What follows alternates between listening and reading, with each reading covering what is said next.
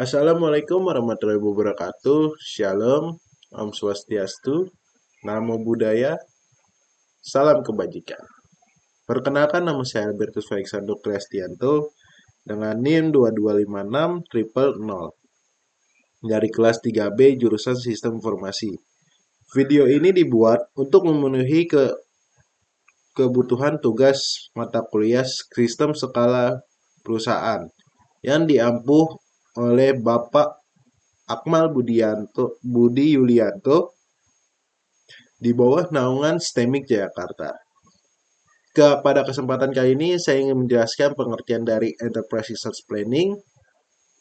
Jadi kita langsung saja, semoga video ini bisa memberikan gambaran yang jelas dan bermanfaat. Selamat menyaksikan. Yang pertama itu ada pengertian dari Enterprise Resource Planning atau ERP. ERP adalah sistem manajemen informasi berbasis teknologi yang mengintegrasikan dan mengotomatisasikan berbagai proses bisnis utama dalam sebuah organisasi dalam satu sistem aplikasi yang terpusat. Sistem ERP memungkinkan seluruh divisi dan departemen dalam perusahaan seperti keuangan, produksi, pemasaran, sumber daya manusia, pengadaan, dan layanan pelanggan untuk berbagi data dan berkomunikasi secara efisien melalui satu basis data yang terintegrasi. Tujuan utama ERP adalah meningkatkan efisiensi, produktivitas, dan efektivitas operasional perusahaan. Yang selanjutnya ada fungsi Enterprise Resource Planning atau ERP. Untuk fungsinya sendiri yang pertama itu ada integrasi data dan proses. Semua informasi dari berbagai departemen seperti keuangan, produksi, dan lain-lain dijadi satu di dalam satu sistem sehingga meminimalkan duplikasi dan inkonsistensi data. Yang berikutnya itu otomatisasi proses bisnis. Proses yang dilakukan sebelumnya secara manual diotomatisasikan sehingga meningkatkan efisiensi dan mengurangi kesalahan manusia. Yang ketiga itu pelaporan dan analisis. ERP memungkinkan manajemen untuk menganalisis data secara real time dan analisis yang mendalam tentang kinerja perusahaan. Dan dapat membantu dalam pengambilan keputusan yang lebih tepat. Yang berikutnya itu manfaat implementasi ERP.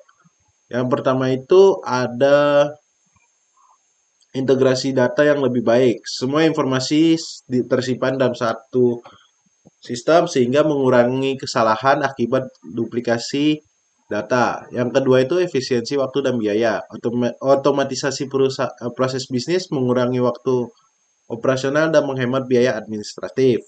Yang berikutnya itu pengambilan keputusan yang lebih cepat dan akurat. ERP menyediakan data secara real time yang membantu manajemen mengambil keputusan strategis. Yang keempat, peningkatan layanan pelanggan. Respon terhadap permintaan pelanggan menjadi lebih cepat dan tepat. Yang berikutnya, kepatuhan dan pelacakan yang lebih mudah. ERP membantu perusahaan untuk mematuhi regulasi dan mengelola audit secara dokumentasi dengan lebih rapi. Meskipun banyak manfaatnya, implementasi ERP juga memiliki berbagai tantangan. Yang pertama itu biaya implementasi yang tinggi. Ini hanya khususnya berbagai ERP yang skalanya besar, seperti SAP atau Oracle. Yang berikutnya waktu implementasi yang lebih lama. Waktu implementasi yang lama ini biasanya memakan waktu berbulan-bulan, bahkan hingga bertahun-tahun. Yang kedua itu berubahnya budaya kerja. Jadi karyawan yang terbiasa dengan manual harus menyesuaikan diri dengan sistem yang baru sehingga seringkali menimbulkan resistensi. Yang terakhir itu ketergantungan pada vendor.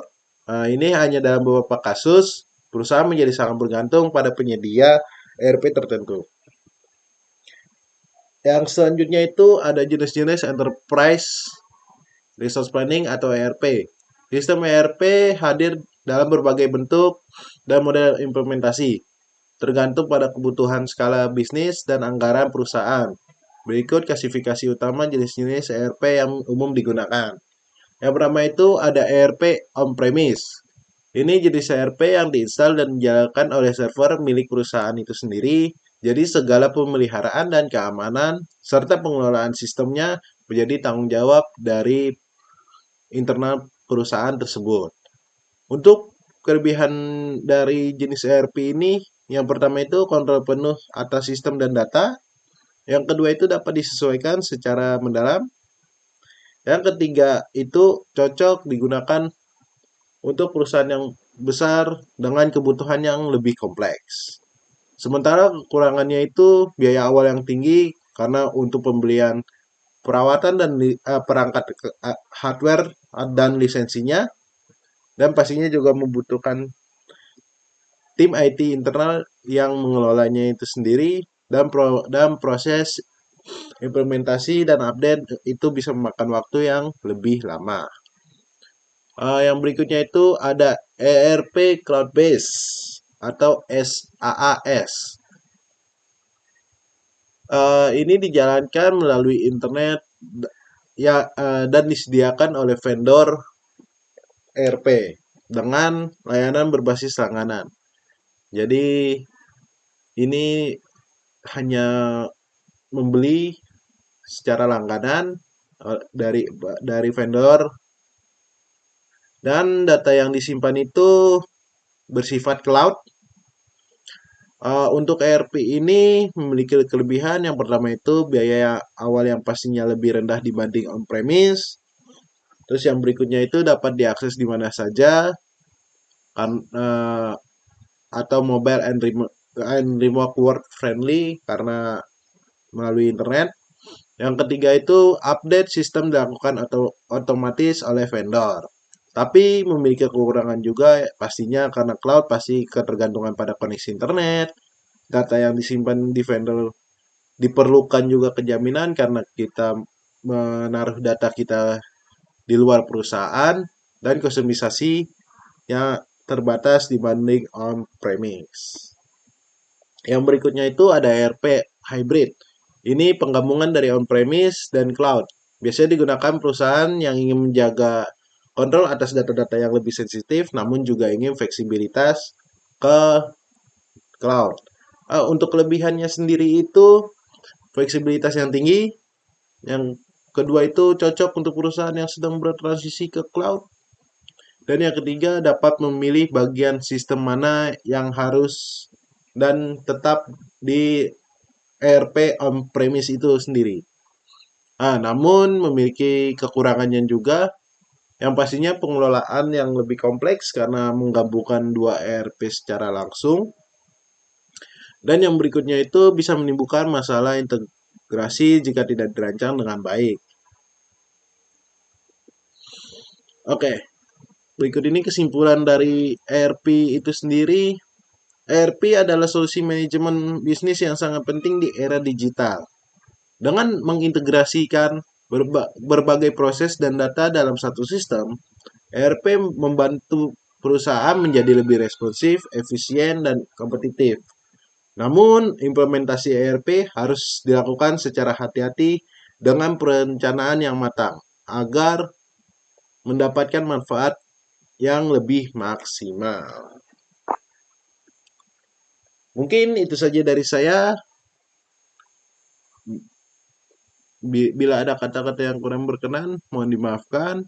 Tetap jaga amanah, bangun sinergi yang kolaboratif, bergerak bersama menuju Indonesia yang maju, modern, terus adaptif dalam setiap perubahan, dan loyal pada nilai serta tujuan bersama. Sekian dari saya, sampai jumpa di video berikutnya.